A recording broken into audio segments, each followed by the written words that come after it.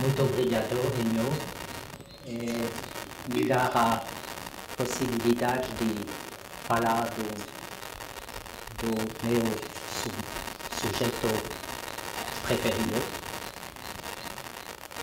Eu tento de apresentar tudo isso em português, como cada vez. É perigoso, mas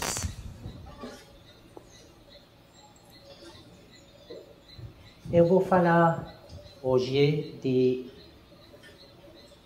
os principais conceitos básicos da etologia, a especificidade dos comportamentos, a dependência genética e variantes do comportamento,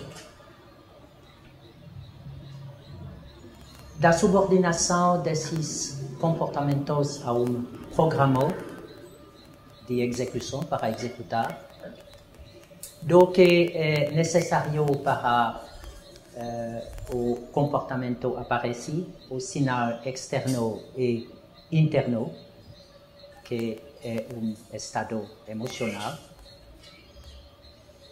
os conceitos analíticos para estudar a etologia e a noção de etograma, os conceitos também para abordar o comportamento humano, mas isso vai ser mais, eu vou mais falar disso amanhã, mas já dizer algumas coisas. A ligação de comportamento a função pelo organismo, da experiências num espaço confinado que permite de precisar as condições de execução do comportamento, o parâmetro de execução do comportamento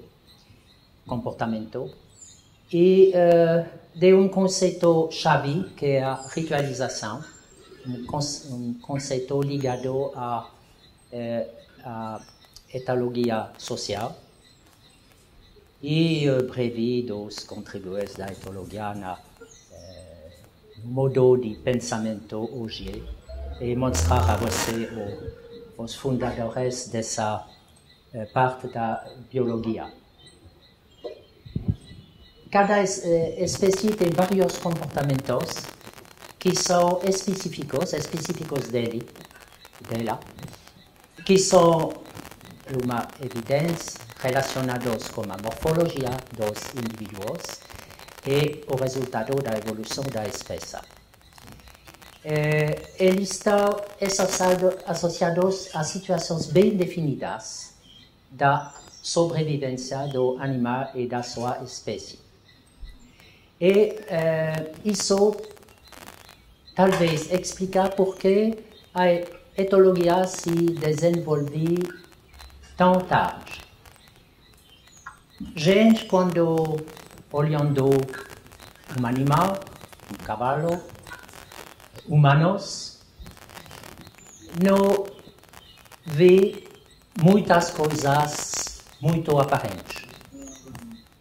Um cavalo move, mas o outro animal move também. Humanos também, com duas pernas, mas move, e não vi muitas coisas. A ideia dos fundadores de etologia foi de se concentrar na situação onde comportamentos específicos são importantes. E, por exemplo, no ser humano, são circunstâncias sociais de relacionamento entre os indivíduos. E em todas as espécies, o relacionamento com outras pessoas, outros indivíduos, é muito importante para defender território, cada espécie solitária, ou cooperar na uma espécie social. E não é uma surpresa que a maioria dos comportamentos específicos estão ligados às relações interpessoais. A dependência genética é subjecto delicado, mas é possível dizer que comportamento específico na uma espécie que é comum a todos os indivíduos dessa espécie, quando ele não tem contato uns com os outros, pode ser considerado determinado geneticamente.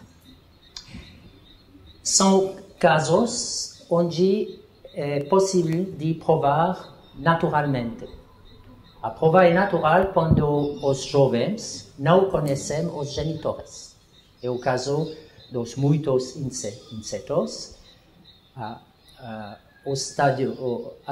larva é aquática, o adulto no ar, ele não se conhece. Jovem não pode aprender dos parentes e é uma evidência natural que o comportamento é geneticamente determinado. Nos aves e mamíferos que tomam cuidado dos pequenos são coisas mais complicadas e que não só concernam a aprendizagem, mas concernam outras relações entre os jovens e genitor, relações mais difíceis a entender e que foi identificados pelas experiências de impregnação de Lorenz.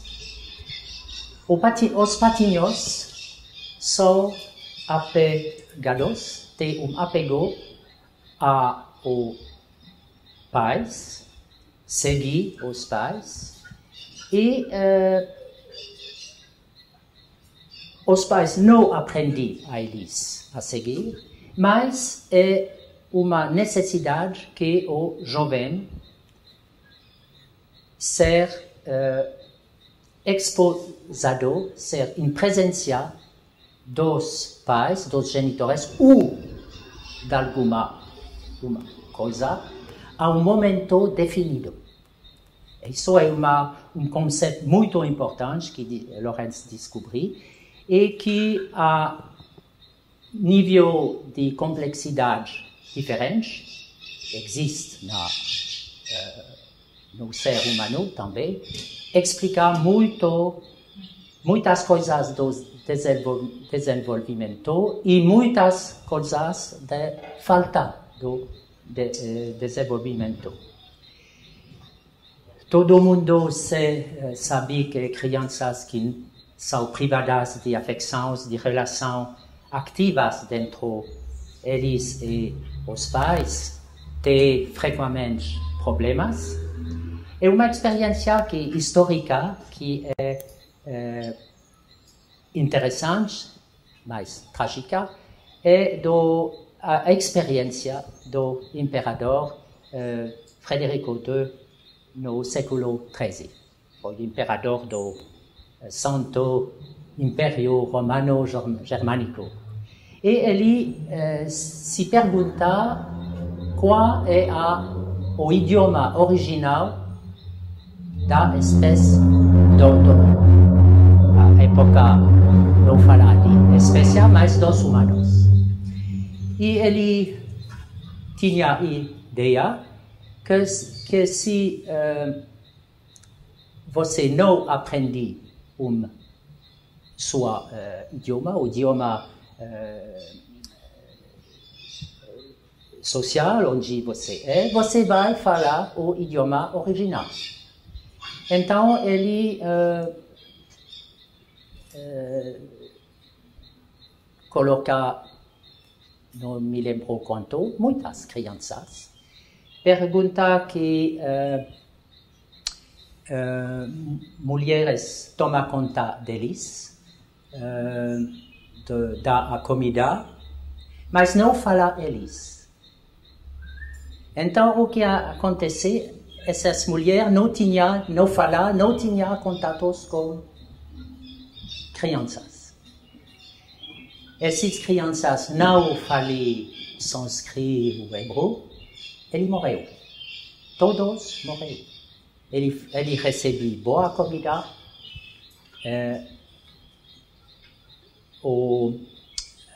trocar roupas, tudo, mas não ligações afetivas e não palavras. Ele morreu. Essa experiência mostra bem como é importante pelo desenvolvimento normal da criança humana, mas também dentro de outras espécies, de uma relação dentro o jovem e os genitores na espécies que evoluem nessa direção.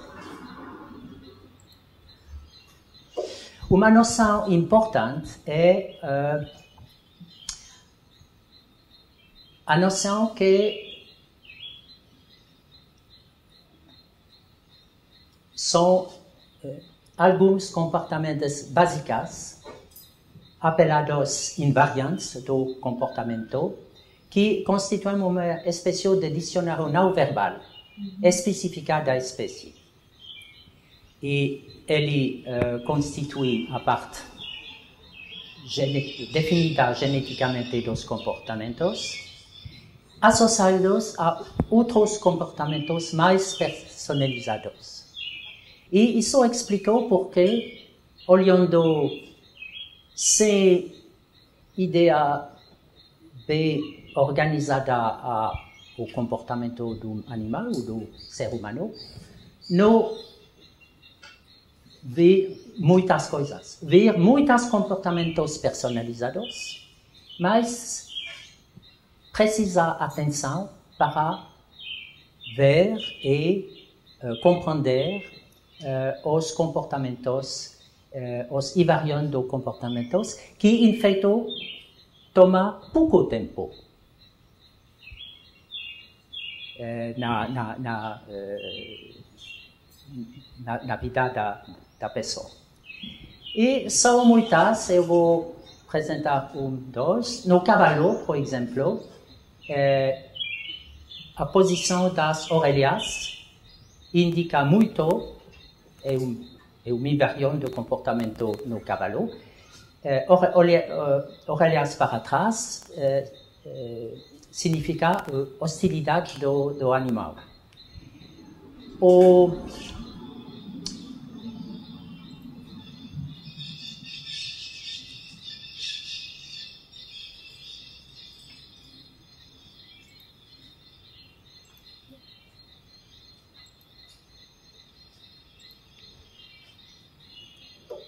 No ninho dos passarinhos, o filhote tem comportamentos bem definidos, eu vou mostrar a vocês daqui a pouco, de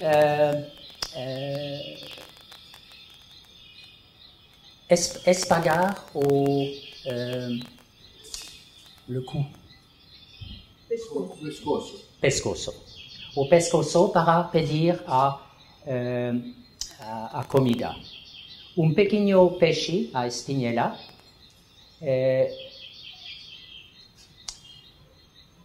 tem um comportamento de agressão quando ele na frente de outro macho. É um borboleta, talvez você já viu no borboleta riome do jardim, é um borboleta que fez uma inclinação na frente da fêmea para seduzir ela. É o bem conhecido dança da abelha e agitação da pinça hipertrofiada no caranguejo, que se chama uca, e que dá uma postura de ameaça. Eu vou mostrar isso. E isso é a espinhela. O macho tem uma ataque bem definida contra a barriga vermelha de um concorrente. Isso é o borbolete, o macho à direita, que se inclina à direção da fêmea, como a consequência de colocar partes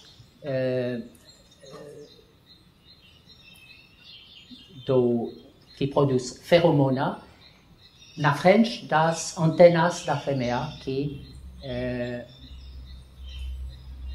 pode sentir as feromonas e aceitar o macho para acoplar.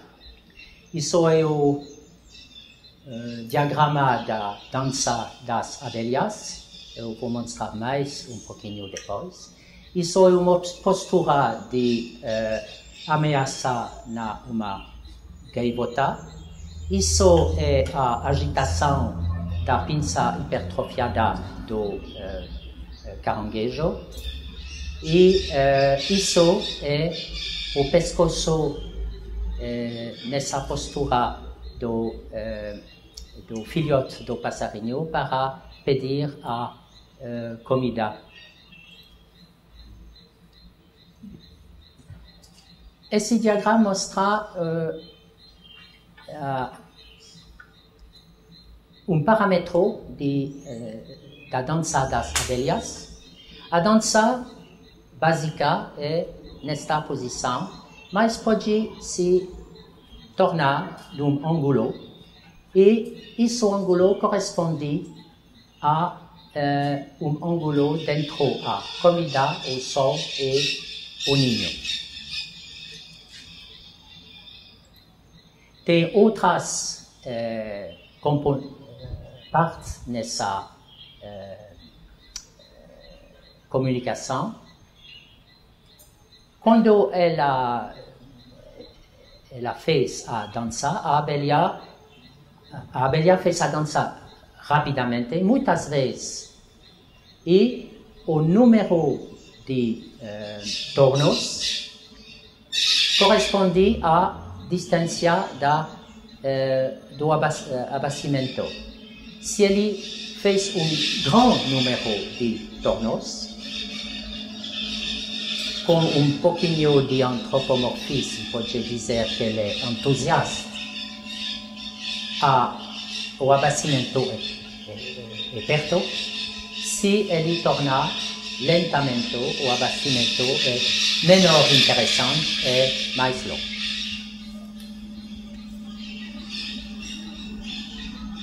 Perdão, só para entender. Então, a abelha, ela gira. Sim, ela dá uma volta. Ela torna. Faz um 8. Fazer um 8. Exato. E isso 8 pode se inclinar. É o ângulo em relação ao eixo do Sol. Tem essa relação. Dentro do Sol, o ninho e o abastecimento. Então, é a direção do Sol, o lugar e a... Exato. E o ângulo, como é que ele define? Porque a inclinação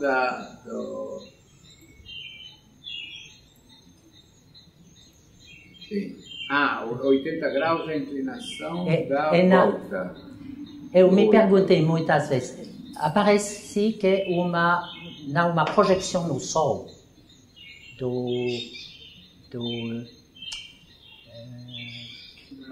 da luz do Sol.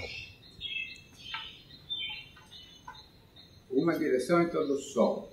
E aí Sim. Ele coloca o 8 com o eixo do meio do 8 na direção da comida. Sim.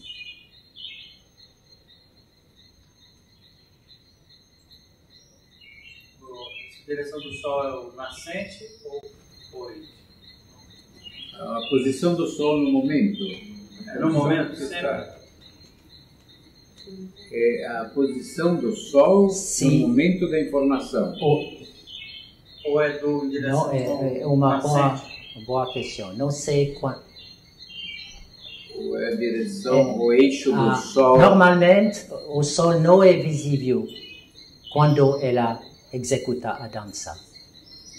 Claro, mas então é a direção do percurso do Sol. Uhum. Onde está em geral está o Sol. Então, É um ângulo. normalmente, é difícil entender que ele não grava essa direção dentro do ninho. Normalmente, dentro do ninho é sombrio, não tem luz. Ela não percebe o Sol. Então, provavelmente, ela fixa a direção, o ângulo, no momento quando ele deixa o abastecimento ou chega no ninho. Eu não sei exatamente. Então, esse seria o Sol, caminha nessa direção. E o 80 graus seria isso. Sim. 80 graus é constante. É a posição da comida. Então, ele poderia ser aqui. O 8 vai limitando a outra. Seria pensar, porque como O 8 que vai limitando o ângulo de acordo com a posição do Sol.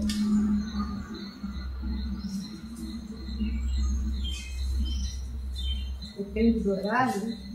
Depende do horário? Vai depender do não, horário. isso depende do horário, por isso que ele deve ver um outro ângulo, que é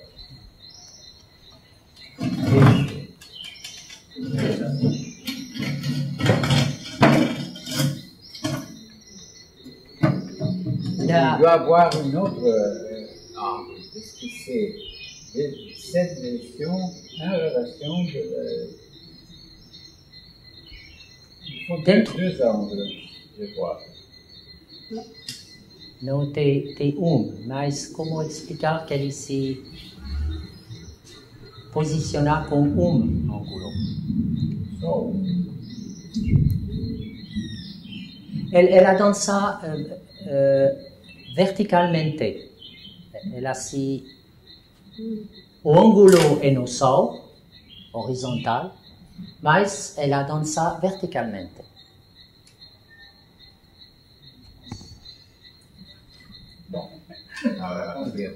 Vamos pensar nisso. Exercício para casa, entender isso. Era fácil, agora complicou. Dança dele. Eu vou... Um seminário só sobre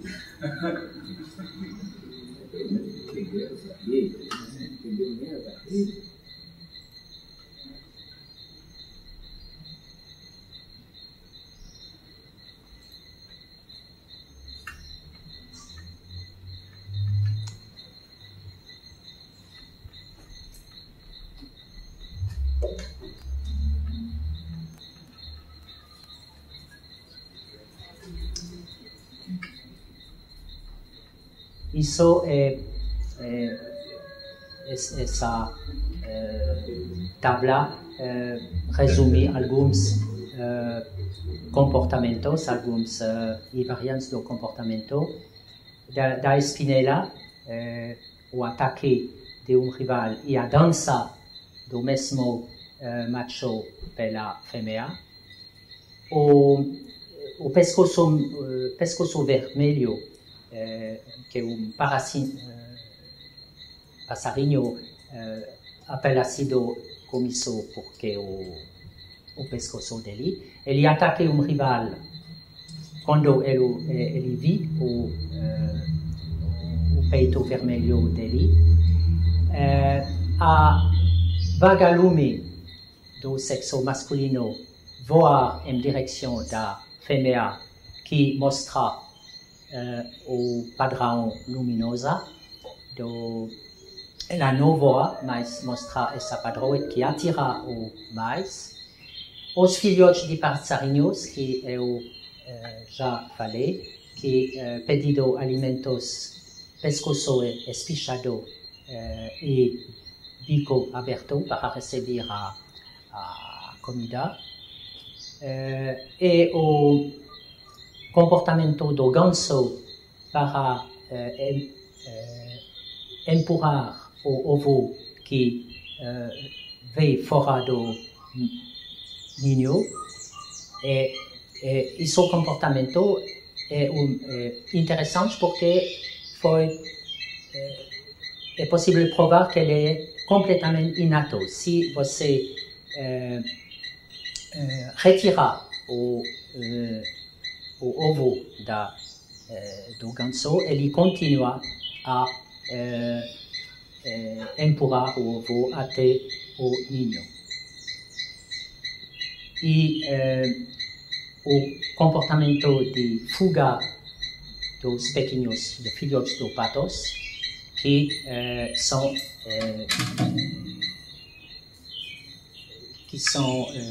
estimulados pela forma que corresponde ao forma do predador. O sapo masculino, o macho, que acopla com a fêmea, e a galinha que acude no piar do pinto, e a borboleta, eu já falei, que se inclina na fêmea.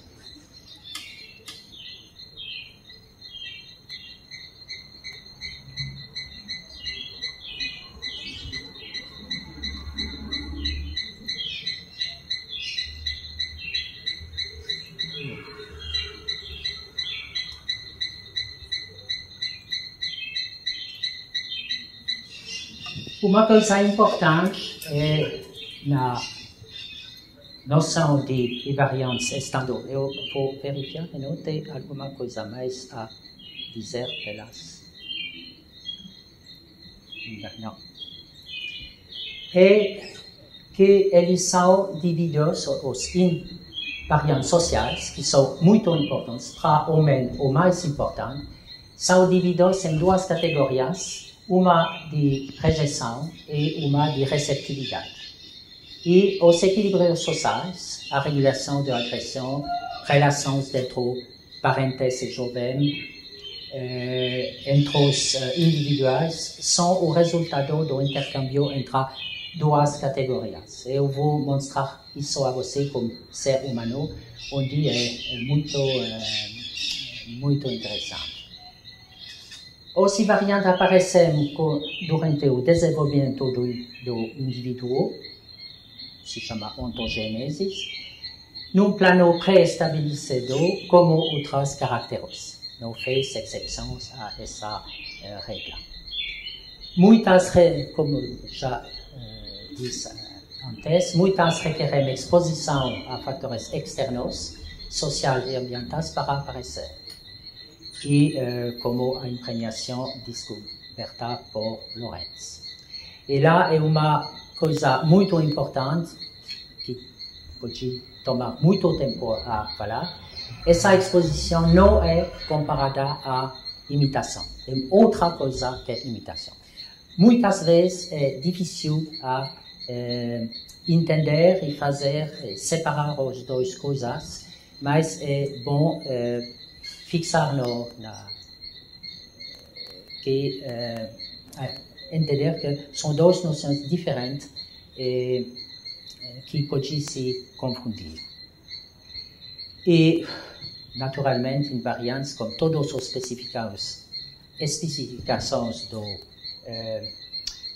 dos individuais, são o resultado da evolução da espécie, da filogenia, e são demonstradores interessantes, como aves. Aves foi parte muita parte da história da etologia, e è una relazione filogenica dentro o gallo comune e o pavão è un gallo, e che mostra come o desfile evolui da uma coisa bem simples, que é colocar pedaços de granos do sol no desafio muito sofisticado, combinado a morfologia bem particular do pavão. Posso, desculpe, só para entender melhor. Então, há fatores de imitação, mas há fatores genéticos também. Sim. Formados. E há também impregnação. Como seria isto? Seria que o filhote aprende por mix entre genético. Sim, quando ele tem filme, pequeno filme daqui a pouco, quando ele é exposado a alguma coisa que se mover e fez barulho, cantar, mas mesmo barulho artificial. A determinação genética se exprima e ele segue. E isso é impregnação. Isso é impregnação. Na natureza, a mãe não aprende ao... Não ensina a seguir. Ele só ela move e fez barulho, canta. E isso é suficiente porque o patinho segue a mãe. Mas as técnicas de construção de ninho ou de construção do nossa torre de cigarras, isto é impregnação ou é... Não, isso eu acho que é como a telha dos aranhas, mesmo com alguns comportamentos de alguns mamíferos inferiores, é uma expressão de programa completamente inato. Experiência como sabe o nome do écureuil? Eu tenho um mamífero, eu vou dar o nome depois. Ele nasce, você coloca ele numa caixa, ele não conhece nem mãe nem ninguém. Quando ele fica adulto, você dá a ele a comer. E quando ele a saciedade, você vê ele tomar a comida, ir a um lugar embaixo de uma parede, fazer todos os movimentos para colocar coisas dentro do sol, incluindo recobrir todo, e ele nunca aprende isso. O mesmo como a aranha, que nunca vi a mãe fazer telha, fez a telha. E eu acho que uma cigarra não vi a mãe fazer a chaminé, mas fez. E são os comportamentos permitem dizer que existem na natureza programas para executar comportamentos que são determinados geneticamente. Eles são herdados, são passados geneticamente. Sim. Como avis, foi algumas experiências foi feito com fazer híbrido dentro de expressões bem próximas, mas que tem comportamento de tomar conta do corpo pouquinho diferente. E a híbrida tem comportamento dentro comportamentos dos parentes. Mas híbridos não são férteis e não permitem fazer mais as análises genéticas. Então, isso significa que habilidades adquiridas podem ser transmitidas geneticamente. Habilidades realizadas, aprendidas por efeitos seletivos, podem ser transmitidas geneticamente. Sim. Dentro de alguns casos. Dentro de outros casos, provavelmente também, mas é o problema dessa exposição, que não é ensinamento, não é da parte do pai, e não a aprendizagem da parte do jovem, mas que acontece só se tem algumas relações. E os psicólogos sabem bem disso, ele somente diz que muitas vezes crianças de parentes que não intelectuais, mas que têm boas relações, relações corretas dentro como jovem, falam melhor que jovens dentro da situação de pais intelectuais, que falam bem, que falam muito às crianças, mas falta algumas relações, alguns sentidos que induzem sentidos nas crianças. Quando falta, afeta o desenvolvimento do linguagem Então, isso é uma coisa fascinante, mas muito complicada a explicar algumas vezes. As coordenações, isso é importante também. Frequentemente, você vai ver isso no ser humano. O invariante são muito breve, a execução do invariante é muito breve dentro do tempo. Mas invariantes são associadas na programas de comportamento mais complexo. E tem alguns exemplos. O animal que eu falei atrás é o esquilo europeu, ele que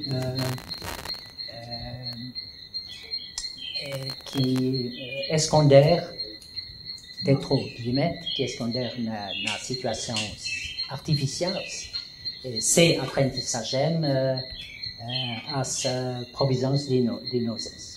Aranhas são bons exemplos também, e o ganso, já mostrei uma imagem, o ganso que empurra o ovo que deixa do ninho, ele fez mesmo dentro de situações artificiais, e se você retirar o ovo, ele continua de fazer, porque o programa uma vez que ele começar, só finir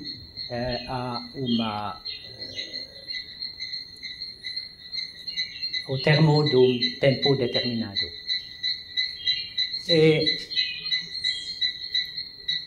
Isso é a coordenação do ganso. E isso é uma das coordenações mais interessantes no ser humano. Uma coordenação de rejeito,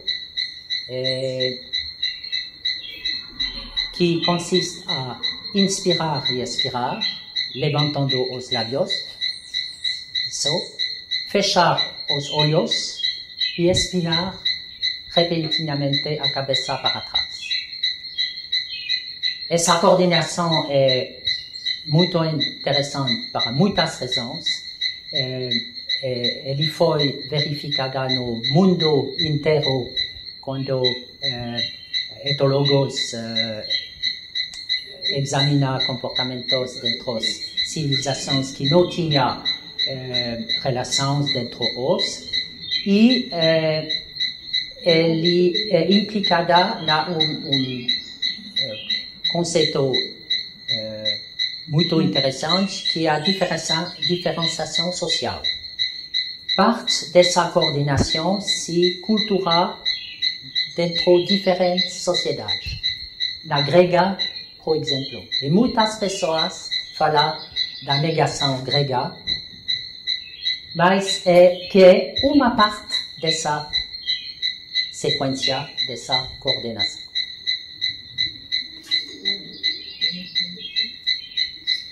A coisa muito importante é que os comportamentos não são executados de maneira aleatória, mas são desencados, a noção de desencar, por sinal, ou mais sinais externos, que se chama estímulos, e estado emocional, a motivação, e todos dois são obrigatórios para desencar o comportamento. E como eu vou mostrar de novo, o pescoço vermelho,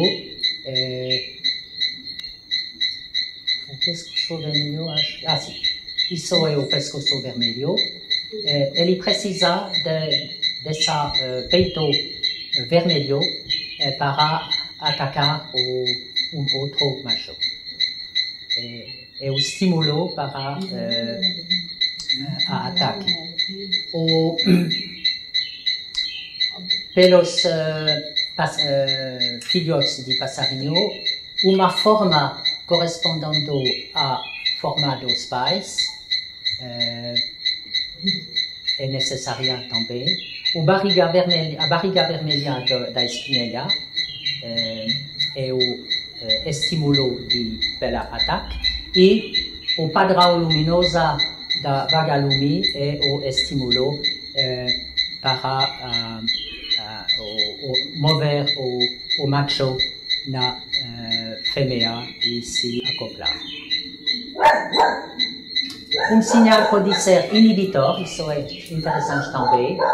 O gato instintivo para quando ao lado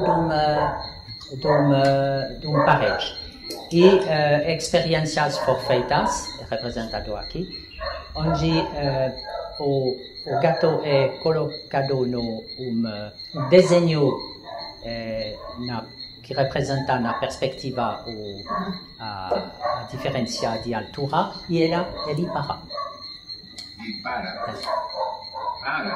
Para. Sem nunca ter visto antes? Nunca, não. Isso é também uma experiência de deprivação, onde o animal que na experiência foi colocado ao lado de tudo, sem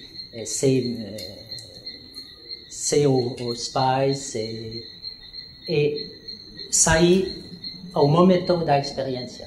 Nunca tinha aprendizagem, ou vi a situação antes da experiência.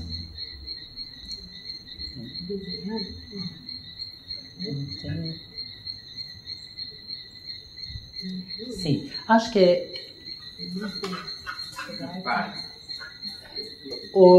no ser humano, comportamentos são também desencadeados por sinais específicos.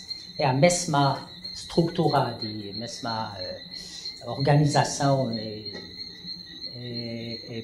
Por exemplo, oferecer é desencadeado por mostrar as palmas das mãos. Uma coisa importante também é como por quais métodos são utilizados para analisar o comportamento. a metoda é chamada de observação e análise objetiva, é que o observador, a priori, não atribui no animal sentimentos ou sentidos.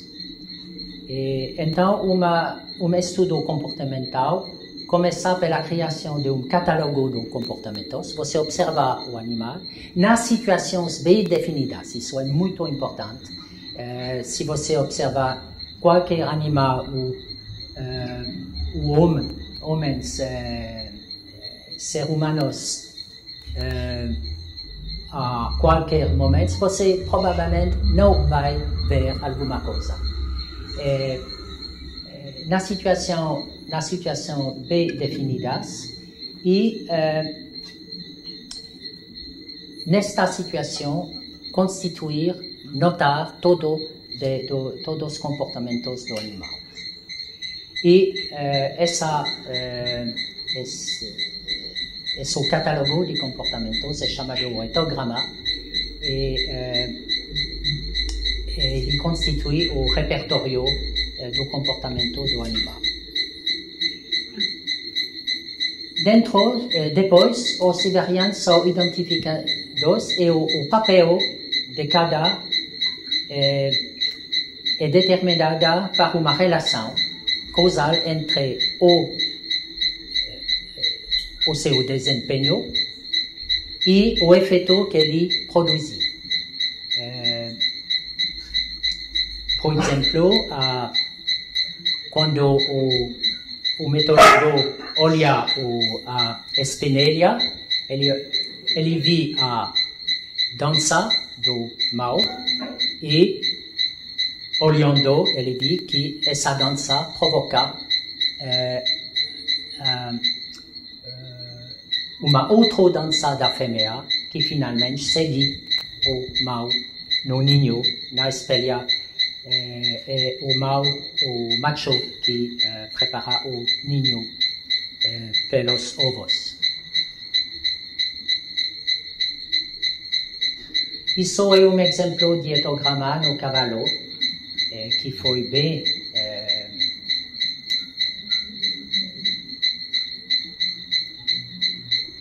estudado pelos etólogos e agora de dizer que esses conceitos de etologia, de análise objetiva, foram adaptados ao comportamento humano por Abe Lebesfeld, que foi estudante de Konrad Lorenz, e que viaja no mundo inteiro, na Amazônia também, e observa os comportamentos dentro de muitas situações e observar que dentro de populações que não têm contatos entre eles, têm comportamentos semelhantes, mesmo complementos idênticos dentro de alguns casos. Cada comportamento está associado com uma função. Pode rapidamente ver aqui. A abelha é gigante, a função de abastecimento. O caranguejo, a defesa do ninho. A aranha, isso é o aranha masculino, o macho de aranha. É uma coisa interessante, ele agita a telha da fêmea para calmar ele e não se fazer comer quando ele vai se acoplar com ela. No avestruz, o grande aves que migra, bate o bico é uma coisa importante para preservar o contato entre os individuais. Eu vou falar imediatamente das coisas no ser humano. No ser humano, espelhar, que é uma execução de uma invariante, eu vou mostrar a você, de pegar indicador e polegar. Indicador e polegar é uma função, como nas outras primatas, é uma função para preservar os contatos dentro individuais. E isso é interessante, você tem dois animais bem diferentes, avestruz e ser humano. Todos os dois têm comportamentos para conservar a relação. Mas, evidentemente, não são os mesmos. Mas elas são completamente diferentes, mas mostrar que a lógica do comportamento é a mesma dentro espécies bem diferentes. Em fait, as grandes funções do comportamento são as mesmas na cada animal.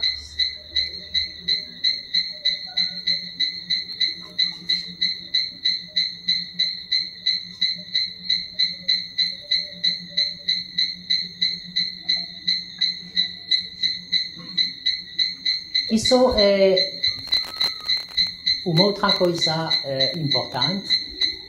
As experiências no espaço confinado que permitem de estudar comportamento e utilizando o chamariz, fazer experiência para definir os parâmetros dos comportamentos. Aqui o pescoço vermelho, esse pequeno passarinho com o rosto vermelho. Isso é uma reprodução bem feita do passarinho, e se ela é apresentada a macho do passarinho, o macho do pescoço não ataca, ele é completamente indiferente a essa representação, mesmo bem feita. Mas, se você apresentar a ele alguns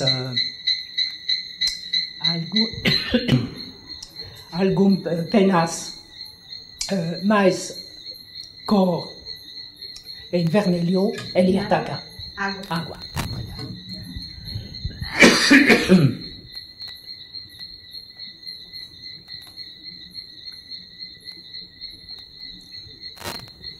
É a mesma coisa com a espelha vermelha. Peixe bem feito, bem sem o barrigo vermelho, não tem efeito da outro macho. Mas formas rudimentárias, como o fundo vermelho, provoca ataque. Isso é o caso pelo gato, onde desenho em perspectiva de diferença de altura tem o mesmo efeito que o lado de uma parede. Ele é sensitivo ao que se chama parallaxe, uma parallaxe de perspectiva. Outras experiências da época dos fundadores da etologia, isso é um pintinho que cria, ele chama a mãe, a genitora, ele é sob um sino, ela não entende, ela é completamente indiferente. Se ele não vê o pintinho, mas entende o criar dele, ele acorre. Isso é a experiência pelos filhotes de passarinhos, que foi feitos com diferentes formas. Que basic, mais qui correspondent à format transparent. Ele pedi a comida, outras não tem efeitos. Isso é a forma dos aves predadores que os patinhos reconhecem instintivamente. E quando os patinhos, como antes, que foi criado sem ver nada, só em presença dessa forma, ele tem medo e fugir.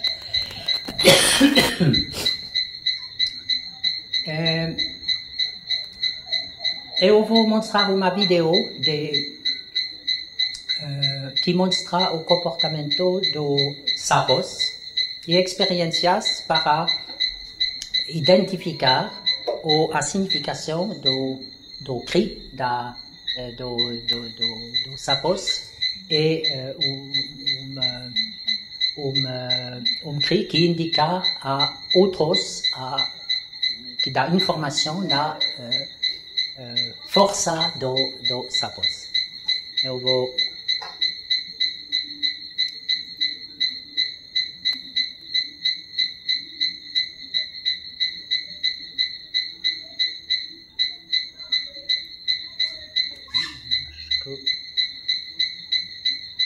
tempo primeiro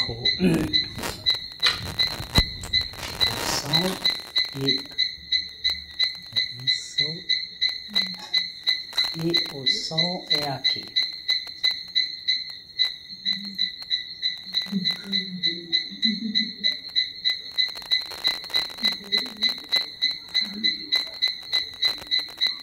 O comentário é em francês, mas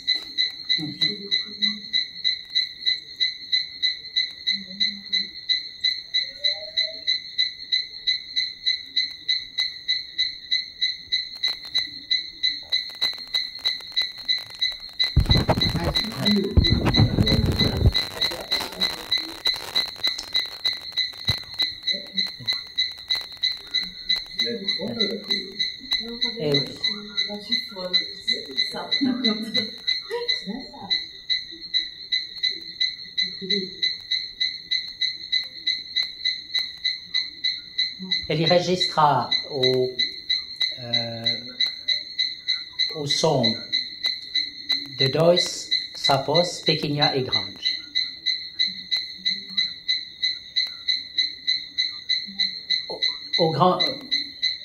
O grande sapos não pode falar,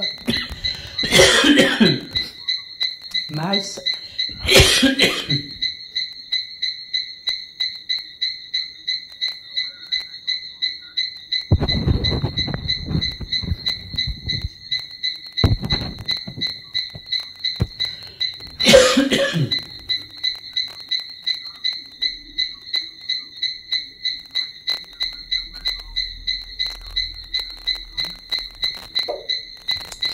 normalmente o pequeno sapo se acopla como uma fêmea. Normalmente também, se o outro ataque, ele vai criar. Mas ele vai criar como o cri de pequeno sapos, ele vai se fazer, como se diz, derrubar, eliminar da fêmea. Mas ele não pode criar, mas o som de um sapo grande é difusado e protege ele. O grande sapo aqui não ataca ele porque ele é inibidado pelo som de um grande macho que é difuso artificialmente. E quando, acho que é mostrado, quando a diffusando som para, ele vai jogar fora o pequeno.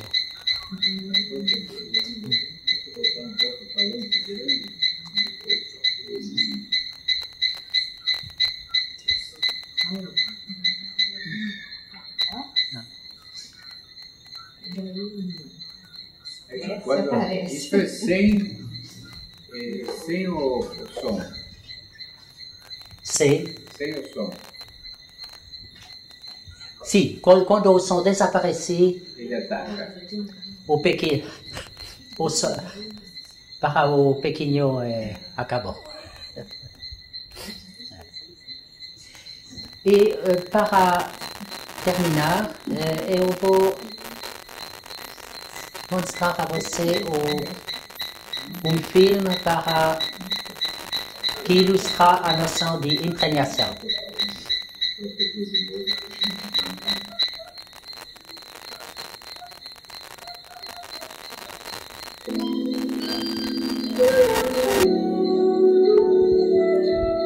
Apparemment, c'est un canton normal avec son joli petit bec et son agréable duvet. Apparemment seulement. D'abord, parce qu'il est japonais. Ensuite, parce que sa maman est un incubateur qui regarde tous les autres. Une expérience rigoureuse mise en place pour comprendre les mécanismes de l'imprégnation. Prenez le canton, achetez 12 heures, dans un caisson vert, une sorte de table de billard. Autour de lui, rien. Le désert. Une incommensurable solitude. Difficile de naître seul, sans parents. Difficile de n'avoir pas de maman à reconnaître et à suivre. De l'intérêt de l'expérience.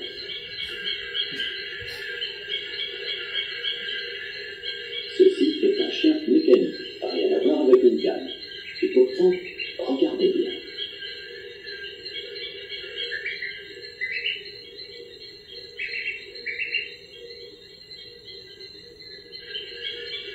L'adoption est quasi instantanée.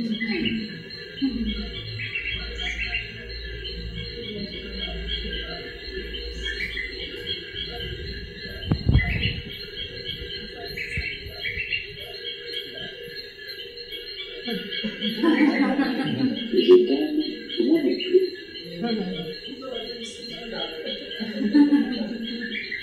Mais la cruauté des chercheurs, c'est bien connu, n'a pas de limite.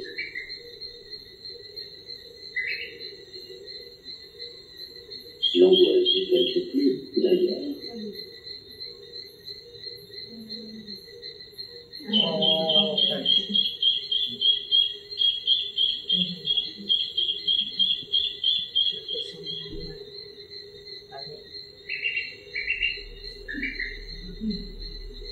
Maman.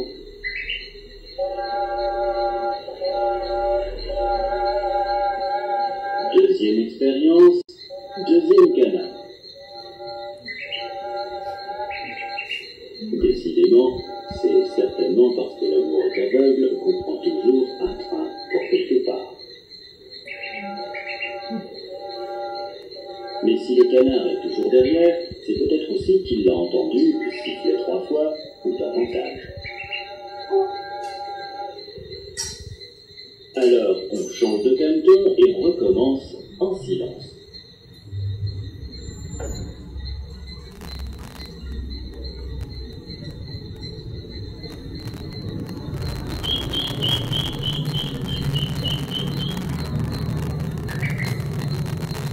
Bien entendu, ça marche.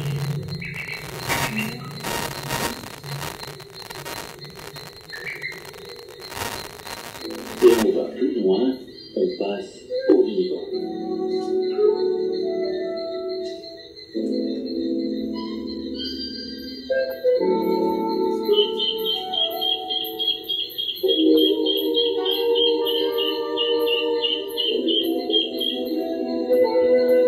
Manifestement, les bébés canards sont très habiles pour un câlin, et même lorsqu'on leur pose un lapin, l'expérience est totalement positive.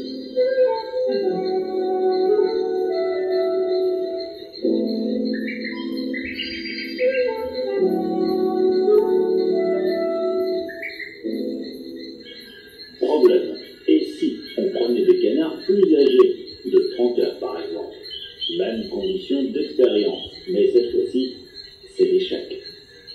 En fait, l'imprégnation fonctionne bien lorsqu'ils ont entre 12 et 16 heures, tous les du tout, à partir de 30. Dernière question, la mémoire de l'imprégnation. On marque chaque canard et chaque objet maternel avec un élégant ruban de couleur, identique.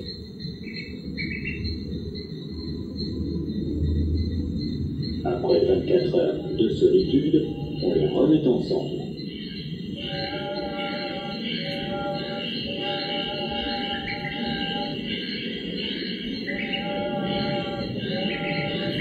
Ça ne rate pas non plus, à chacun sa mère.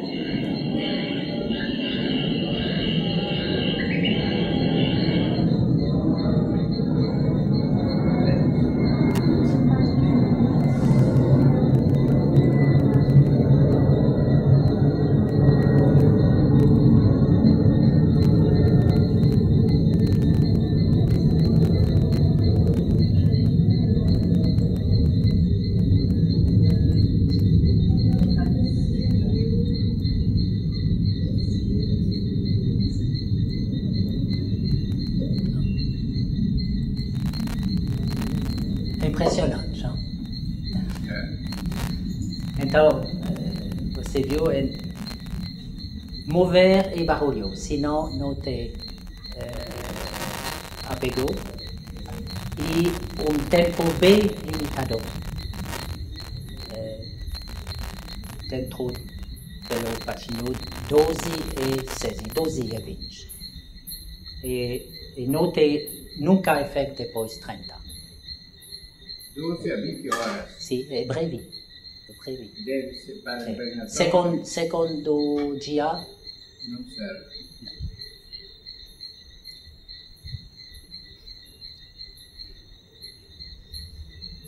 É uma. A questão é colocada pelo ser humano. Se coisas que não acontecem a algumas idades pode se reparar. Difícil dar uma resposta, mas até 12 horas. Pois é, não eram os patinhos. O patinho que seguia o cachorro era um, o patinho que seguia o outro. Tem memória, mas devia ser tudo isso, sua experiência, até 12 horas. Não, 12 a 20. Jusqu'à 12. 30 horas completamente acabou, 12 a 20. Ele diz 12 a 6, mas até 20 funciona. Mas depois fica problemática. E até 7 horas não serve? Não. Não é Então,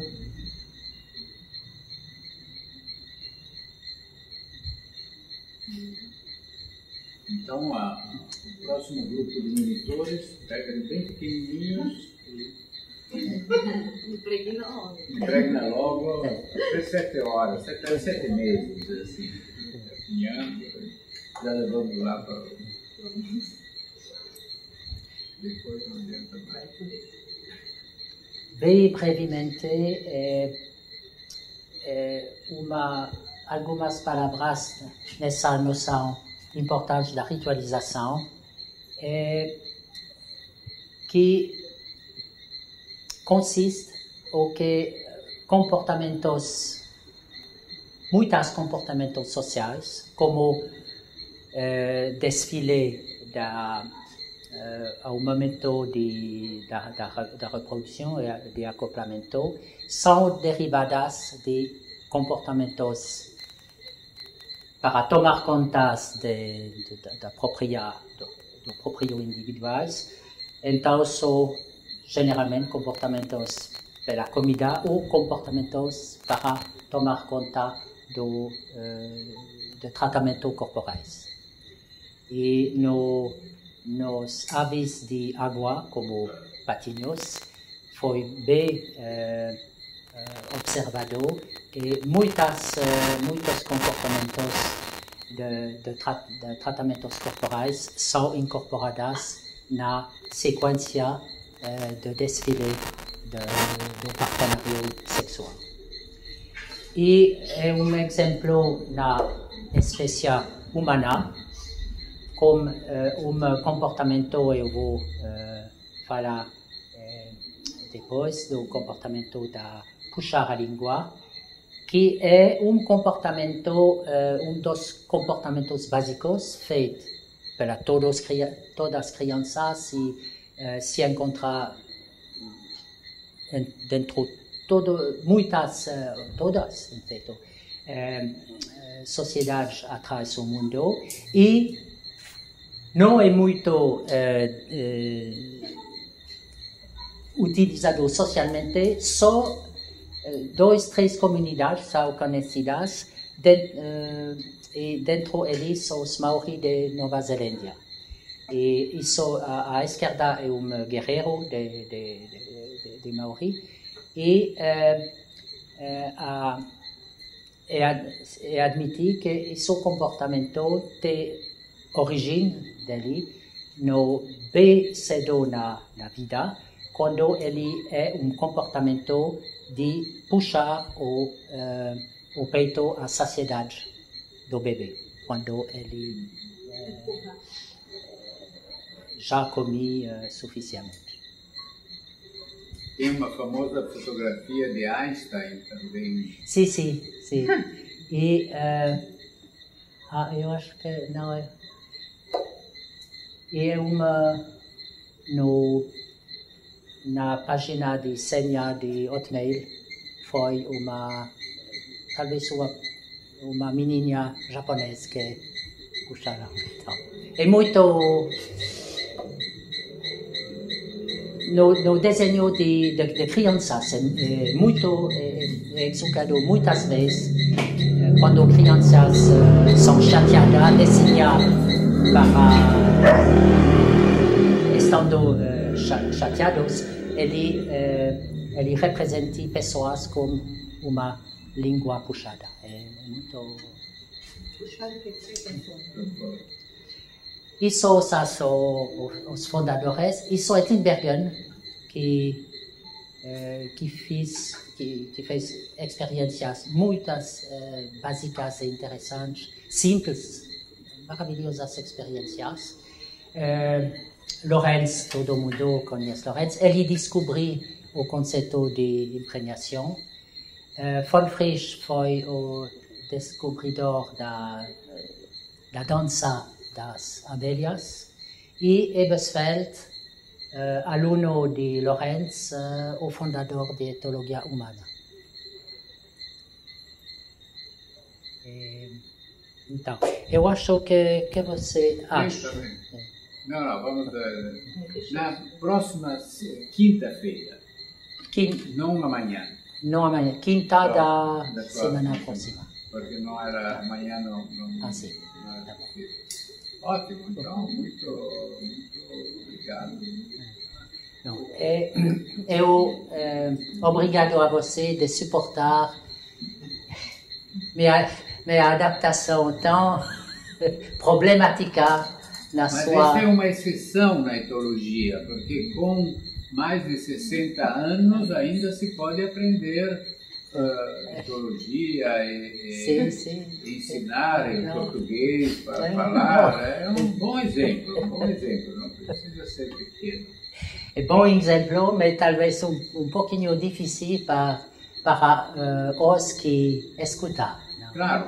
Bom, aqui as crianças pequenas aprendem logo português. Sim. Com 5 anos já sabem falar. Impregnação.